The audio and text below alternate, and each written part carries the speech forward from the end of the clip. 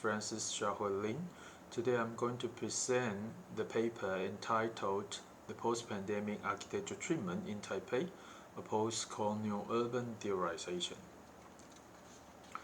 This is the outline of this paper and its presentation. The general understanding of the built environment stands for a root and its continuous mature development of human society. Expectedly, in such development, there are noticeable phases of challenges that mark the transition. From a perspective of human geographies, the most recent challenge to such understanding can be regarded as the deployment of the third nature. However, the recent relief from the COVID-19 pandemic arguably implies a form of the immediate global historicity that might be regarded as the phenomenal emergence of the fourth. That is to say, the imagery of the universal built environment seen from the experiences of reacting to the pandemic, I argue, suggests a different understanding which stands for a collection of different groups of individualities. In such aspect of the post-pandemic built environment, it hence indicates a whole new challenge to society from cultures, communities, and their architectural treatment. This challenge, seen from the physical built world, is reflected from the difficulty caused by both time and space, which cannot be solved solely. To be straight, the pandemic has created a new dimension of the nature which is comprised of human beings who not only have lived from the past to the present and towards the future, but also lived very differently in different places. And pragmatically, this complexity by no means can be explained from a surface description of the pandemic and its relief, which universally talks about social isolation and emancipation. To deepen the understanding and to perceive the enlightenment of how architecture and urbanism are treated essentially with a good variety of manifestations, I argue the post-pandemic era needs a rather theoretical and epistemological schematization. I believe this is not a simple spatial task, nor a historical composition, but a historical materialistic conundrum. The pandemic and its relief, in the context of architecture and urbanity, display an architecture conundrum which implies a special temporal sense of discontinuity. Building codes and convention to architecture treatment towards the post-pandemic development reflect this special temporal discontinuity between two ends of the human social spectrum. One is functioned by governmentality and the other by autonomy. Either way, no matter whether through regulations announced by the authorities or through spontaneous prevention done by individuals, fails to generate stable and universal principles that explain how architecture and urbanity should be treated according to the impact of the pandemic. As human beings evolve dynamically as the subject of the built environment. The explanation of architecture treatment towards the pandemic and its beyond, therefore, calls for an alternative knowledge system that looks into such discontinuity, which is too complicated to be solved by a linear trajectory seeking answers from the past and the rational programming of space that expect engagement in top-down and bottom-up aspects solely. A broader post-colonial sense of comportment that focuses on bidirectional reciprocals of domination, I argue, instead suggests a strategic theorization to reach the understanding efficiently. Such efficiency, represented in architecture, might be called as a sense of the social professional responsibility. In this study, I intend to explore such a theorization with an empirical study of Taipei's post-pandemic architecture treatment. It is my argument that the explanation of the present built environment with the background of the pandemic and its beyond should not be limited by a pragmatic view that talks only about the change, reaction, and adaptation in programming. design and realization of architecture only. Instead, a bidirectional interrogation of its societal context is the crux of the matter.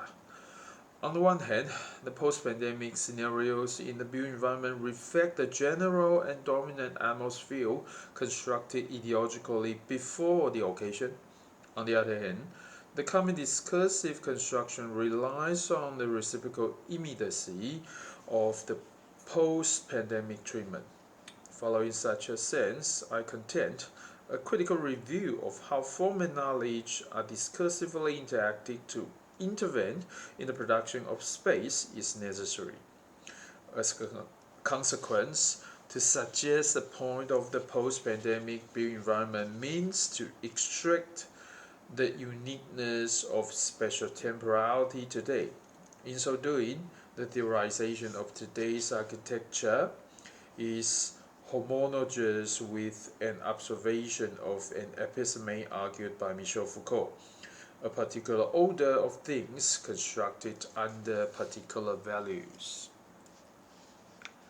If architecture and urbanism reflect the particular treatment towards the impact of the pandemic representing an episteme, the level of concern is with a context of infrastructure. Architecture suggests a strategy of using infrastructure to defend threats, and urbanism functions as architecture reconfigured infrastructure to react to a contingent relation to the politics of the built environment. Indeed, the pursuit of a sustainable built environment speaks for the prevailing air of discoursing architecture and urbanity. And if both sustainability and the post-pandemic treatment fit into an episteme, but with different contextualizations that center around form and knowledge, what the post-pandemic treatment does still speaks for how architecture and urbanism are able to sustain from the threats of the pandemic. I argue this echoes a broader sense of smart citizens. Conventionally, a smart citizen refers to a person that takes lead of technology in order to engage in a challengeable environment by dealing with restricted issues and participating in decision making. Here, what I mean as smart citizen refers more to a sense of a flash mob or a situation of a pop-up store that reacts to issues with a strategy that is appropriate to specific moment and local rather than a universal setting. To summarize, it is argued here that the impact of the pandemic in a way has triggered the instrumentality of smart citizens to intervene into the production of space. Such instrumentality is characterized with dynamics which actively reacts to the condition met by ephemerality and microhistoricity. That is to say, the post-pandemic architecture treatment is sensed most strongly and conspicuously from the immediate spatial temporality which is abnormal to the permanent, stable, and universal characteristics that conventional architecture is defined.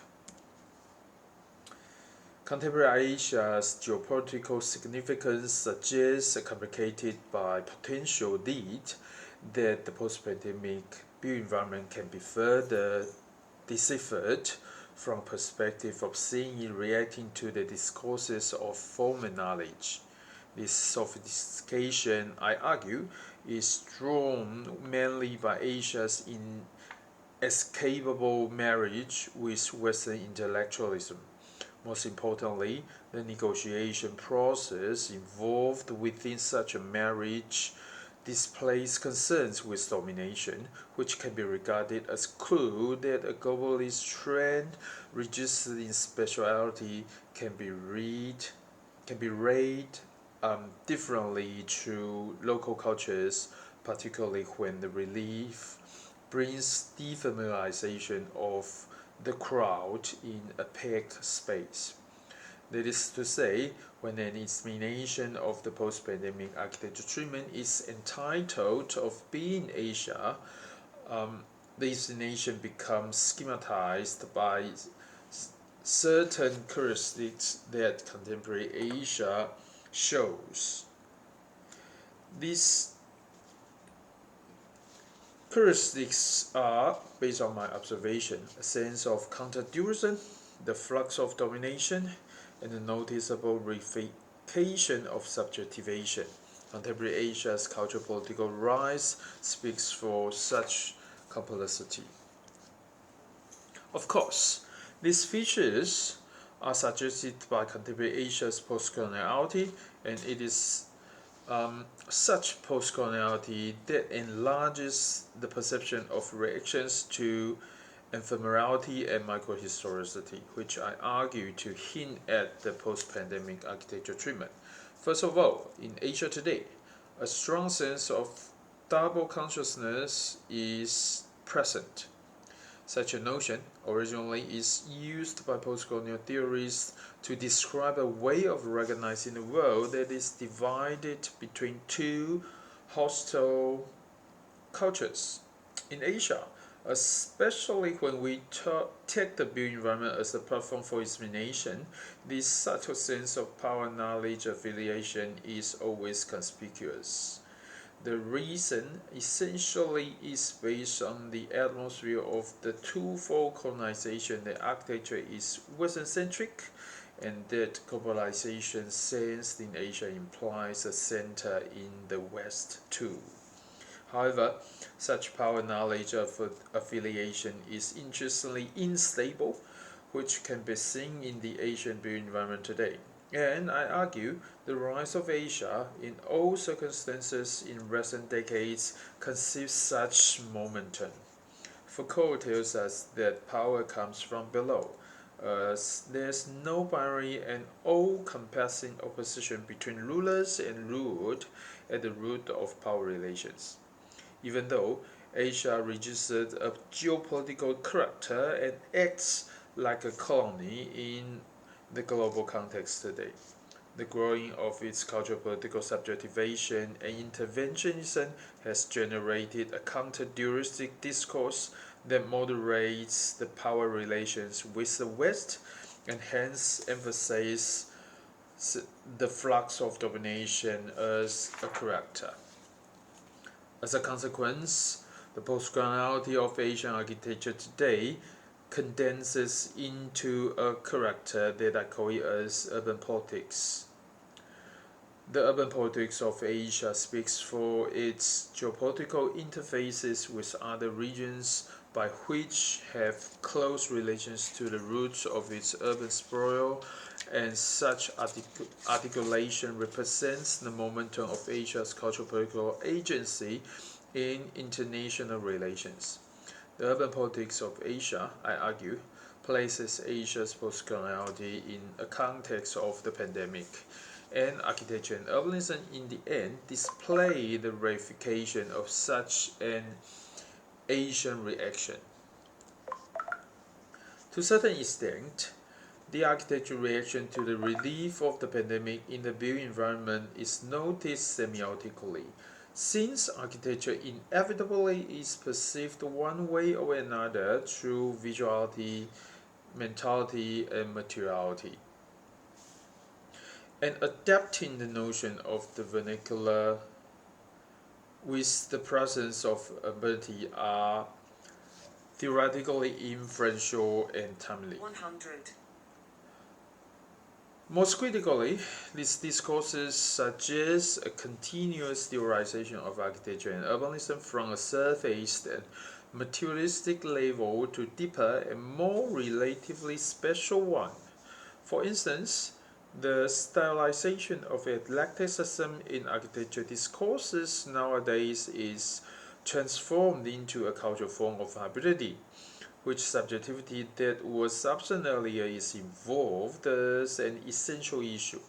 That is to say, the urban politics of the contemporary Asian architecture reacts to the threats of the pandemic and simultaneously produces ephemeral and microspatial temporal localities, which is homogeneous with the component of smart citizens that I argued above. This serves as architecture treatment, but without conflicting into existing spatial convention. Modeling has been a continuing issue that functions actively in deepening architecture discourses since the commencement of the modern movement. Within this discursive continuity, the root and impact of modernity have been always the foci, especially when architecture, a Western-centric discipline, is gradually recognized as a globally shared context. On the other hand, tackling the other end of the spectrum, the discourses of the vernacular suggest another lead that interestingly implies a similar direction. By the interrogation of architecture's classical and modern schematization for the human beings, some practitioners, scholars, and theoreticians showcase the attempt of redefining, re-exploring, and reinventing vernacular buildings in a modern and urban setting. Either way, I argue, still echoes the conundrum created by the pandemic, which displays the upheaval of the human civilization settling in the challengeable and complicated habitats. From a post-colonial perspective, I argue, a new cinephere and that speaks to the pandemic not only as an epidemic but also as an indicator of the signified can be schematized and placed into the above-mentioned discursive continuum. For example, the notion of hybridity not only deepens the disciplinary knowledge of eclecticism with an internalized examination of form, but also further consolidates the theory of critical regionalism with the stress given by politics. Most importantly, such an idea also helps carefully unfold the complexity of subjectivity ideologically involved in the production of architecture and urbanism. Its insight deconstructs the binary conclusion of talking about authorities only into the ambivalence emerged from the reciprocals between such power and its receivers. In other words, it is my argument that with this theorization, the post-pandemic architecture treatment can be epistemologically touched upon a theoretical combination of the post-colonial and the urban values. In Asia, the urban politics, which is noticed in the analysis, can sequentially consolidate this emergent post-colonial urban perspective. In the below section, I shall use a case study empirically in Taipei to cross-examine the theorization as it goes so far. In this paper, I intend to examine the post-pandemic architecture treatment in Taipei, the capital city of Taiwan, as the empirical testimony to the above theorization of Asian architecture and urbanism that discursively relates to the immediate historicity of the COVID-19 disease. Such a reaction also suggests a signifier of the dominant and unique spatial temporality today, the epitome of the now time. From this empirical study, I shall critically scrutinize the architecture treatment towards the impact of the pandemic on the built environment, more particularly with an Asianized concern of practicing social distancing through the existing convention in architecture. The impact of distancing socially from people probably is the most challenging matter that has been imposed into the built environment since the pandemic. However, the concept of social distancing as a matter of fact is executed in two very different aspects. One as a policy announced by the authorities to regulate the crowds, and the other as a form of spontaneous consciousness raised by oneself to prevent infection. And architecturally, these two aspects have interacted to each other to form the subtle ramification. This subtleness, I argue, comes from the heterogeneity inevitably existed in such an intended construction of homogeneity. In other words, the emergence of individuality and particularity seriously conflicts into the precaution of building universal collectivity. In the first instance, the policy making for social distancing regulations is never united but very much driven by a good number and complicated variables such as the condition of culture, religion, and in many cases, the public opinion. In addition, the convention in existing measuring systems also made the policies go diverse. In the second instance, the cultural and religious tradition in different locales, regions, and political territories interfere largely into the sense of autonomy. In Taipei, the architectural practice of social distancing since the relief of the pandemic is observed from the so-called CBD areas in this study. These areas are selected strategically to help filter less relevant elements away in order to examine architectural treatment towards social distancing. From the findings, I have integrated several indicators to suggest one Asian way of how architecture and urbanity deal with social distancing, taking Taiwan as an example in the metropolitan areas. With my categorization, these indicators are sorted in three phases that deal respectively with boundaries, division, and spatial temporality.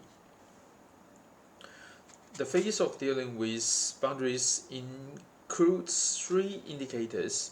The first indicates the restriction on the material scale, the second limits the fixed spaces, and the last pinpoints the engagement of virtual aspect space. First of all, the existing view objects post-treatment as a reaction to social distancing mostly does not touch much upon the prevailing material scale. However, on the other hand, the material change has been observed from the insertion of control points instead. Lastly, to keep this imposed social isolation alive and continuous, the notion of virtual and abstract space is largely and efficiently engaged. The second phase collects indicators that deal with the spatial division. Such a collection suggests the complication of the existing spatial hierarchy, the extension of transitional spaces, and the enlargement of spatial flexibility. While the normal hierarchy of space, which is suggested by clear cut between outdoor and indoor, between public and private, and between business and non-business, has been impacted since the pandemic and is beyond, is obviously the complicated and ambitious subdivision. In Taiwan, as the coding perception, the scope of transitional spaces is also extended. What we can see from the post-pandemic built environment in Taiwan, the conventional system that transcends the physical built boundaries and moderates the instrumentalist perception now becomes more detailed and large in scale, which speaks for the flexibility that emerges to be a new collective form of spatial and social consensus against the impact caused by the imposition of social distancing, both mentally and materially. The last phase, based on the observation, comes as a consequence of the two phases mentioned above, which implies the post-pandemic spatial temporality In this case study, such spatial temporality might be eligible to the title of Asia's immediate historicity, or the post-colonial condition of architecture in post-pandemic Asia. First, we can sense the emergence of alternative periodization. Second, the phenomenal repositioning in various circumstances is happening. And last, such quality displayed further enhances the engagement of the Asian historicity in a world context of the post-pandemic built environment.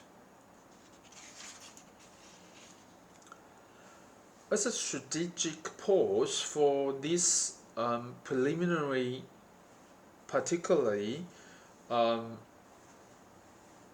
but critical examination of the post-pandemic architecture treatment in Taipei, schematizing a sense of reaction which is heteroglyphic, which is flowing yet interventionist, and which is specially subjectified.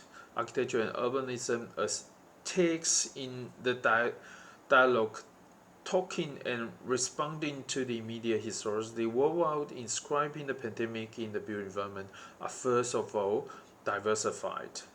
And such diversity comprises different stakeholders suggesting conspiracy, conflict, and irrelevancy. Such homogeneity and heterogeneity by no means are results from the reciprocals of the global-local spectrum, that more from the reactions to ephemerality and microhistoricity.